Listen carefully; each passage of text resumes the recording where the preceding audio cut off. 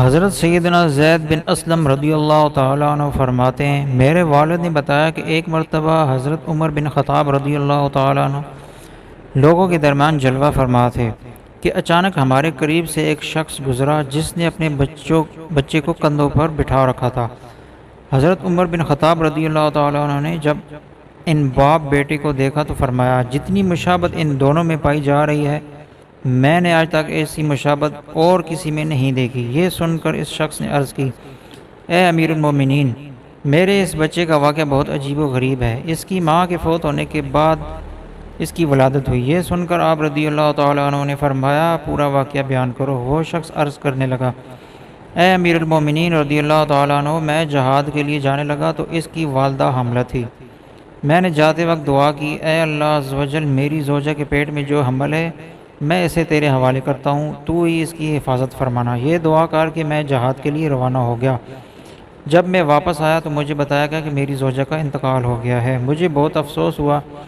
ایک رات میں نے اپنے چاچا زاد بھائی سے کہا، مجھے میری بیوی کی قبر پر لے چلو۔ چنانچہ ہم جنت البقیع میں پہنچے اور اس نے میری بیوی کی قبر کی نشاندہی کی۔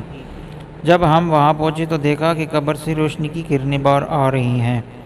میں نے اپنے چاچا زاد بھائی سے کہا، یہ روشنی کیسی ہے؟ اس نے جواب دیا، اس قبر سے ہر رات اسی طرح روشنی ظاہر ہوتی ہے، نہ جانے اس میں کیا راز ہے۔ جب میں نے یہ سنا تو ارادہ کیا کہ میں ضرور اس قبر کو کھود کر دیکھوں گا۔ چنانچہ میں نے بھاوڑا منگایا۔ ابھی قبر کھودنے کا ارادہ ہی کیا تھا کہ قبر خود بخود کھل گئی۔ جب میں نے اس میں جھانکا تو اللہ عز و جل کی قدرت کا کرشمہ نظر آیا کہ یہ میرا بچہ اپنی ماں کی گود میں بیٹھا کھیل رہا تھا۔ جب میں قبر میں اترا تو کسی ندا دینے والے نے ندا دی، تو نے جو امانت اللہ عز و جل کے پاس رکھی تھی وہ تجھے واپس کی جاتی ہے، جا اپنے بچے کو لے جا۔ اگر تو اس کی ماں کو بھی اللہ عز و جل کے سپرد کر جاتا تو اسے بھی صحیح و سلامت پاتا۔ بس میں نے اپنے بچے کو اٹھایا اور قبر سے باہر نکلا۔